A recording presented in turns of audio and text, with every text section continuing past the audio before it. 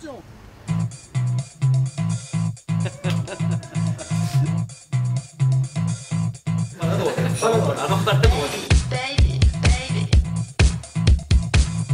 On va mettre ça sur l'intéressant. Je veux des plans sur la commode. Donc Pierre Mathieu, tu es né à Maubourguet, Exactement. dans les Hautes-Pyrénées, Je le revendique. où tu as fait une prépa HEC. Avant... Alors je l'ai faite à Bayonne, mais c'est pareil. C'est D'accord. moins bien Bayonne. Ah, si.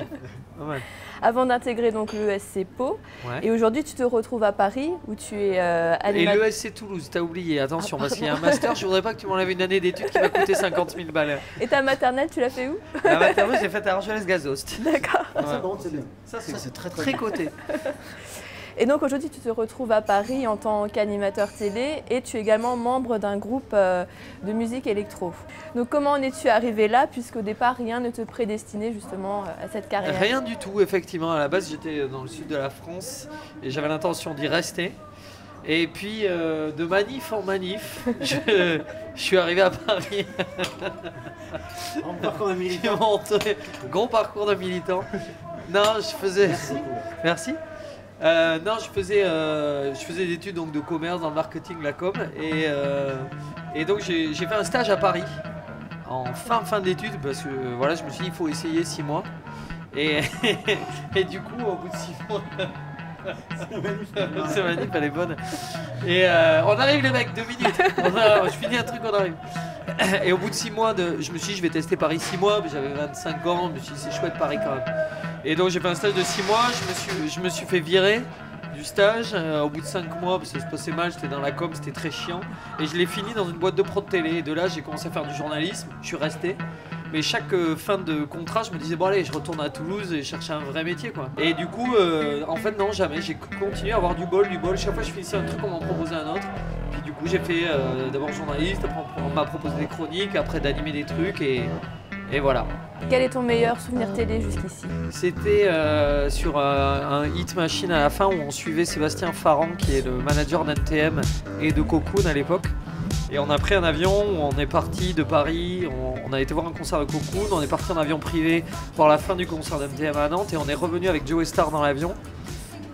Et dans l'avion, j'ai vécu un grand moment de rock'n'roll quoi. C'est-à-dire que je peux pas raconter ce qui s'est passé parce que c'est interdit par la loi, mais c'était extraordinaire, on a passé un moment fou. Et sinon maintenant, vu que tu n'es plus trop à la télé, quelle est la journée type de Pierre Mathieu? Alors en ce moment, elle est très cool, enfin elle est top. Je pensais que faire de la musique à plein temps, ça allait m'en laisser beaucoup. Et en fait, je bosse plus que quand j'étais animateur. On se lève le matin, lui il est plus du matin, donc on a un studio justement à côté d'ici. Et donc j'arrive moi plus vers 11h. Il est là depuis 2 heures mais sur Facebook. Et donc quand j'arrive, non, on fait des mails et tout ça. Et puis en fait on passe nos journées à écrire de la musique ou alors à monter un vidéoclip, à chercher des relations sexuelles gratuites sur les réseaux sociaux. Mais en gros, non, on fait de la musique en studio et le week-end, on part tous les week-ends jouer et c'est ça qui est incroyable. On joue un peu partout en Europe et même dans le monde, j'ai envie de te dire, puisque dans 15 jours on part en Corée du Sud. On a fait ça beaucoup. Et là c'est Corée du Sud, États-Unis en mars, au gros festival South by Southwest, on en rêvait. New York, Montréal. Ouais, on fait des trucs où tous les jours il y a des news qui tombent. Après, je passe aussi ma vie à écrire des bios, à mettre en forme parce que je m'occupe un peu de tout ce qui est RP, enfin un peu comme du groupe. Quoi. Oui, on peut le dire. Oui, on peut le dire, oui. On peut le dire. Il n'a pas l'air convaincu. Si. Non, pas sincèrement. Mais l'essentiel du temps, on essaye de faire de la musique en fait. D'accord. Alors, est-ce que tu peux me présenter justement la personne qui est à tes côtés? Greg Cozo a un label à la base, un petit label dans lequel j'ai pris des parts. Moi, je suis né à Paris 8e. Ouais, mais ça, on s'en fout. Ouais, et il a un petit label et il est vraiment artiste. Enfin, longtemps qu'il produisait. Pas fait d'études, il s'est fait sur le tas, mais t'as quand même un petit BEPC ou même pas? Même pas. Il l'a pas. Mais par contre, ouais, il a produit plein de disques de musique électronique, tout ça, et on s'est mis ensemble. Et pour. Musicalement. Ouais, hey, le week-end de temps en temps. Et voilà, pour faire ce beau projet. Et selon vous, qu'est-ce qui fait danser les filles alors? On essaie de voir, nous, si on met la musique et que ça fait bouger les hanches plus que les seins. Pas trop zouk, quand même. Ça veut dire que ça fait danser les mecs. Et si ça fait ça, ça veut dire que ça fait danser les filles. C'est ça. Baby, baby. nos influences musicales, c'est quand même plus effectivement Daft Punk, Justice, Toxic Avenger, Birdie Nam Nam.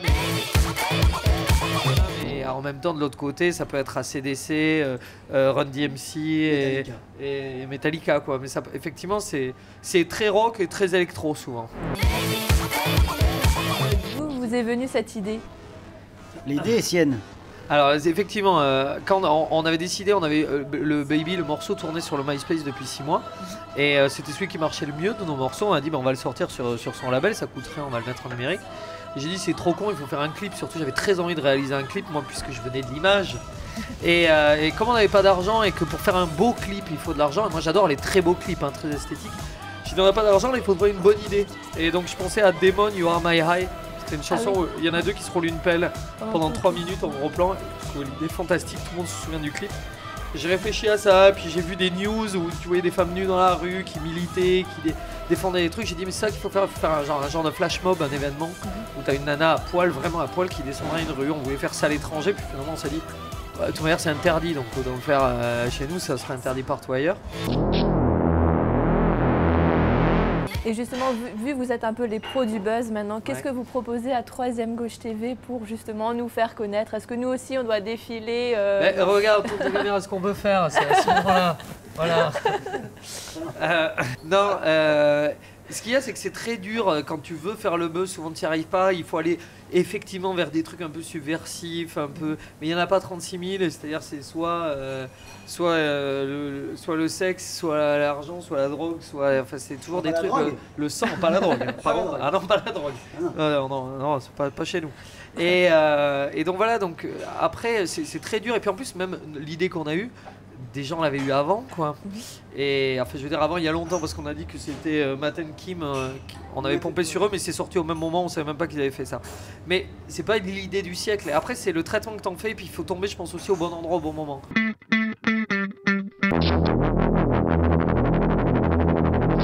Et justement, parlez-nous de votre prochain buzz, parce que, à savoir dépenser.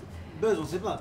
Ouais, on peut parler du prochain clip. Non, c'est pas... Voilà, parce qu'en fait, j'avais vu que ce prochain clip consisterait en fait à dépenser en une semaine l'argent que vous avez justement gagné en faisant le clip Baby Baby. Est-ce que vous pouvez nous en dire un peu plus? Ah bah oui, en fait...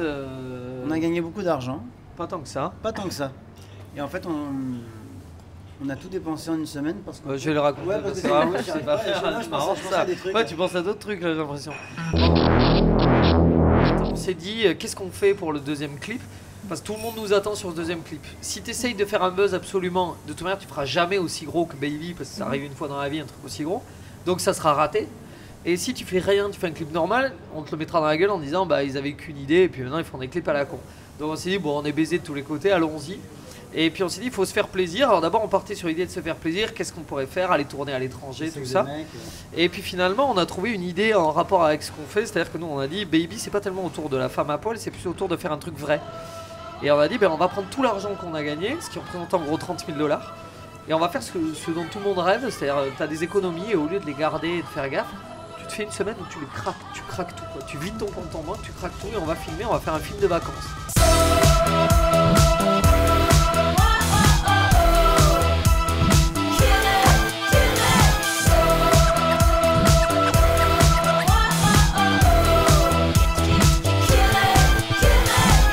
Vous êtes actuellement aussi justement en tournée en France et dans d'autres pays d'Europe. Alors qu'est-ce qui vous plaît le plus dans la tournée? C'est vrai qu'il y a un an, on se souvient toujours, on a été à Reims par exemple en bagnole à nos frais pour jouer gratos dans un bar pourri où il y avait 3 personnes qui nous tournaient le dos, quoi. Et là tu te retrouves à jouer au Razzmatazz à Barcelone ou dans un club à Moscou où on t'invite, on prend avec l'avion, t'as un hôtel 4 étoiles. Il y a des gens qui viennent te voir en plus. C'est quand même étrange, quoi. Et voilà, à la base en plus on a trouvé notre public, le genre de club dans lequel il faut aller et tout. Au début on ramait un peu, on se battait contre une piste où on tombait pas tout le temps dans les bons endroits. Mais plus ça va, plus c'est un plaisir. Et en France, là, on prépare un mini tour effectivement avec Toxic Avenger, qui est un super mec de l'électro bien costaud, et avec qui on fait une petite tournée où là, du coup, ce sera plus justement familial parce qu'il est bien barjot aussi. Il est bien rock'n'roll et il aime les mêmes choses que nous. Bizarrement. J'ai l'impression qu'on va se retrouver sur des choses. Ouais, sur des choses. Moi, je prends ton petit café que tu ne boiras pas. Mais non, mais prends-le. Prends-le, voilà, si c'est gratos, vas-y. T'emmerdes pas? Ah bah super.